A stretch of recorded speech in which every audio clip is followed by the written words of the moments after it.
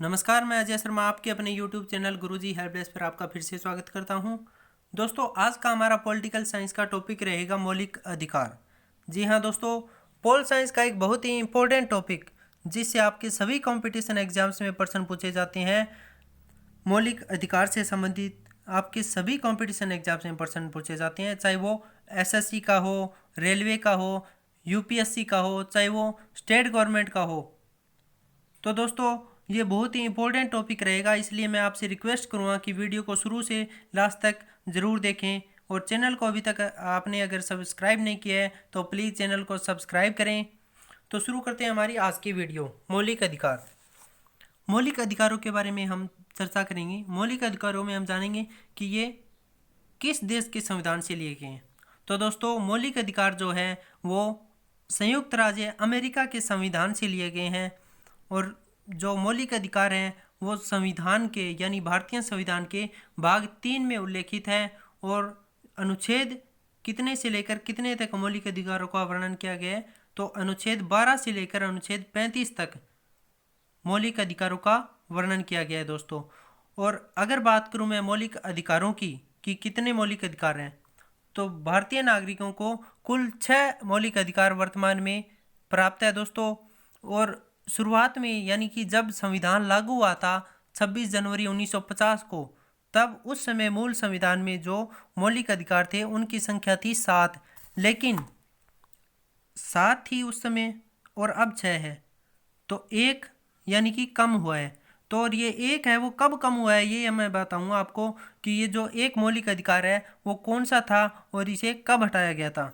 तो दोस्तों, मूल संविधान में 7 मौलिक अधिकार थे, लेकिन 44वां संविधान संशोधन की मैं बात करूं तो वो हुआ था 1979 में। उसके द्वारा संपत्ति का जो अधिकार था, संपत्ति का अधिकार को मौलिक अधिकार की सूची से हटाकर, संपत्ति के अधिकार को मौलिक अधिकारों की सूची से हटाकर इसे संविधान के अनुच्छेद 300A के अंतर्गत कानूनी अधिकार के रूप में रखा गया है दोस्तों। किस में रखा गया है? संपत्ति का जो अधिकार था उसको मौलिक अधिकारों की सूची से निकालकर संविधान के अनुच्छेद 300A के अंतर्गत जो आता है कानूनी अधिकार, उसके रूप में रखा गया है। ठीक है दोस्तों, तो देखते हैं भारतीय नागरिकों को निम्नलिखित मूल अधिकार प्राप्त हैं कि भारतीय नागरिकों को कौन कौन से मौलिक अधिकार प्राप्त हैं। तो ये मौलिक अधिकार जो प्राप्त है 6, इनके बारे में हम चर्चा करेंगे और इनके डिटेल में हम पढ़ने की कोशिश करेंगे इस वीडियो के दौरान। तो पहला तो जो अधिकार भारतीय नागरिकों को दिया गया है संविधान के द्वारा वो है समता या समानता का अधिकार। जी हाँ दोस्तों, समता या समानता का अधिकार जो अनुच्छेद 14 से 18 में उल्लेखित है। कितने में? अनुच्छेद 14 से 18 में। और दूसरा जो मौलिक अधिकार है वो है स्वतंत्रता का अधिकार जो अनुच्छेद 19 से 22 में निहित है। और तीसरा जो मौलिक अधिकार है इंपॉर्टेंट, वो है दोस्तों शोषण के विरुद्ध अधिकार। शोषण के विरुद्ध जो अधिकार है वो है अनुच्छेद 23 से 24 में। 23 और 24 में जो है वो शोषण के विरुद्ध अधिकार है दोस्तों। और फोर्थ है हमारा धार्मिक स्वतंत्रता का अधिकार। जो धार्मिक स्वतंत्रता का अधिकार है वो है अनुच्छेद 25, 26, 23 और 28 में। संस्कृति और शिक्षा संबंधित अधिकार, संस्कृति और शिक्षा संबंधी जो अधिकार है वो अनुच्छेद 29 और 30 में उल्लेखित है और ये 5वां मौलिक अधिकार है दोस्तों। और छठा जो मौलिक अधिकार है वो है संवैधानिक अधिकार। संवैधानिक अधिकार जो है वो अनुच्छेद 32 में उल्लेखित है। तो हम अब इनको डिटेल में पढ़ने की कोशिश करेंगे। पहला मौलिक अधिकार कौन सा है? समानता का अधिकार। समानता, समता या समानता का अधिकार जो किस में है? अनुच्छेद 14 से 18 के अंतर्गत आता है। और इनके अंदर हम पढ़ेंगे कि अनुच्छेद 14 में क्या दिया गया है, 15 में क्या दिया गया है, 16 में क्या है, 17 में क्या है और 18 में क्या है। तो दोस्तों, अनुच्छेद 14 की अगर मैं बात करूं तो अनुच्छेद 14 के अंतर्गत यह बात बताई गई है कि विधि और कानून की समानता, यानी कि कानून की नज़रों में सब लोग जो है वो क्या है? समान है। कानून की नज़रों में सब लोग समान है। ये किस अनुच्छेद में बताई गई बात है? तो ये अनुच्छेद 14 में बताया गया है कि कानून की नज़रों में सब लोग समान है। और अनुच्छेद 15 में क्या बताया है? अनुच्छेद 15 में बताया है कि लिंग, जन्म और जाति के आधार पर समानता, कि जाति, जन्म और लिंग के आधार पर सभी लोगों में जो है वो समानता है। अनुच्छेद 16 की अगर मैं बात करूं तो इसमें पदों की समानता के बारे में बताया गया है। और अनुच्छेद 17 की अगर मैं बात करूं तो इसमें अस्पृश्यता का अंत बताया गया है, यानी कि जो छुआछूत होता था, छुआछूत होती थी, उसके अंत के बारे में बताया गया है। और अनुच्छेद 18 के अंदर क्या बताया गया है? अनुच्छेद 18 में उपाधियों का अंत बताया गया है। तो ये थे दोस्तों समानता का अधिकार के अंतर्गत अनुच्छेद 14 से 18। अब मैं बात करूँगा दूसरे मौलिक अधिकार यानी स्वतंत्रता का अधिकार, जो उल्लेखित है अनुच्छेद 19 से 22 तक। तो दोस्तों अगर मैं बात करूं अनुच्छेद 19A की, तो अनुच्छेद 19A में बताया गया है कि अभिव्यक्ति की स्वतंत्रता, प्रेस की स्वतंत्रता तथा झंडा फहराने की स्वतंत्रता है।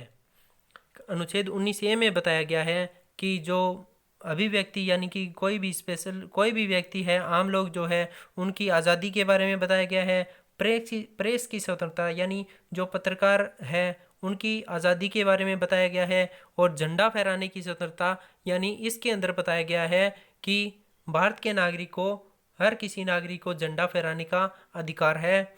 और अनुच्छेद 19B में बताया गया है कि बिना हथियार घूमने की स्वतंत्रता है, कि भारत के नागरिक को भारत के अंदर बिना हथियार घूमने की आज़ादी है। और सी में बताया गया है 19C में कि संघ बनाने की स्वतंत्रता, कि वो अपना संघ या संगठन स्थापित कर सकता है, उसकी उसे आज़ादी है। और अनुच्छेद 19D में बताया गया है कि आवागमन की स्वतंत्रता, यानी भारत का जो नागरिक है वो भारत के अंदर या भारत के अंदर कहीं भी आने जाने की उसको आज़ादी है। और 19E में बताया गया है कि निवास की स्वतंत्रता, निवास की स्वतंत्रता इसके अंदर बताया गया है कि जो भारत का नागरिक है उसको भारत के अंदर कहीं भी, कहीं पर भी निवास करने की यानी कि रहने की जो है वो आज़ादी प्राप्त है। और 19F में बताया गया है संपत्ति की स्वतंत्रता, ये 19F में था और ये अब डिलीट कर दिया गया है दोस्तों। क्या कर दिया गया है? डिलीट कर दिया गया है। ठीक है दोस्तों। और 19G में क्या है? 19G में है रोजगार, व्यापार और वाणिज्य की स्वतंत्रता, यानी कि भारत के नागरिकों को ये आज़ादी है कि वो अपना कोई भी रोजगार कर सकते हैं, व्यापार कर सकते हैं और वाणिज्य कर सकते हैं, उसकी उन्हें आज़ादी है। अनुच्छेद 20 की अगर मैं बात करूं तो अनुच्छेद 20 के अंदर बताया गया है कि अपराध दोष सिद्ध करने का अधिकार है, कि अनुच्छेद 20 में बताया गया है कि किसी भी व्यक्ति को अपराध दोष सिद्ध करने का जो है वो अधिकार प्राप्त है। अनुच्छेद 21 के अंदर बताया गया है कि प्राणों के स्वतंत्र संरक्षण की स्वतंत्रता, यानी कि किसी भी नागरिक को अपने प्राणों की रक्षा करने की जो है वो आज़ादी प्राप्त है। अनुच्छेद 21 के अंदर ये बताया गया है। अनुच्छेद 22 की अगर मैं बात करूं तो अनुच्छेद 22 में बताया गया है कि कुछ दशाओं में गिरफ्तारी और विरोध में संरक्षण। अनुच्छेद 22 के अंतर्गत आपको ये अधिकार दिया गया है कि कुछ दशाओं में, स्पेशल केसेस के अंदर, गिरफ्तारी और विरोध में अपना बचाव का जो है वो आज़ादी प्राप्त है उन अनुच्छेद 22 के अंदर। अगर तीसरे मौलिक अधिकार की मैं बात करूं तो वो है शोषण के विरुद्ध अधिकार। तो शोषण के विरुद्ध जो अधिकार है दोस्तों वो अनुच्छेद 23 और 24 के अंदर लिखा गया है। अनुच्छेद 23 क्या बताता है? अनुच्छेद 23 के अंदर बताता है कि मानव के दुर्व्यापार और बाल श्रम को निषेध करता है। मानव के दुर्व्यापार या बाल श्रम, यानी जो बाल श्रम होता है 14 वर्ष से कम उम्र के बच्चों से जो काम कराया जाता है और मानव का दुर्व्यापार किया जाता है, जो देह व्यापार वगैरह किया जाता है, उसका अनुच्छेद 23 जो है उसके अंतर्गत बताया गया है। अनुच्छेद 24 की अगर मैं बात करूं तो अनुच्छेद 24 के अंदर 14 वर्ष से कम उम्र के बच्चों को किसी भी कार्य में नहीं लगाया जा सकता, ये अनुच्छेद 24 में बताया गया है। और ये किस मौलिक अधिकार के अंतर्गत आता है? ये शोषण के विरुद्ध अधिकार के अंतर्गत आता है दोस्तों। अगर मैं बात करूं चौथे मौलिक अधिकार की तो वो है धार्मिक स्वतंत्रता का अधिकार। धार्मिक स्वतंत्रता का जो अधिकार है वो अनुच्छेद 25 से 28 में बताया गया है। अनुच्छेद 25 बताता है कि किसी भी धर्म को मनाने तथा उसका प्रचार प्रसार करने की स्वतंत्रता प्राप्त है। अनुच्छेद 25 बताता है कि किसी भी व्यक्ति को किसी भी धर्म को मनाने तथा उसका प्रचार प्रसार करने की जो आज़ादी है वो प्राप्त है। अनुच्छेद 26 बताता है कि धार्मिक कार्यों के प्रबंधन की स्वतंत्रता, यानी कि धार्मिक कार्य जो होते हैं उनके मैनेजमेंट की जो आज़ादी है वो प्राप्त है। ये बात बताई गई है अनुच्छेद 26 में।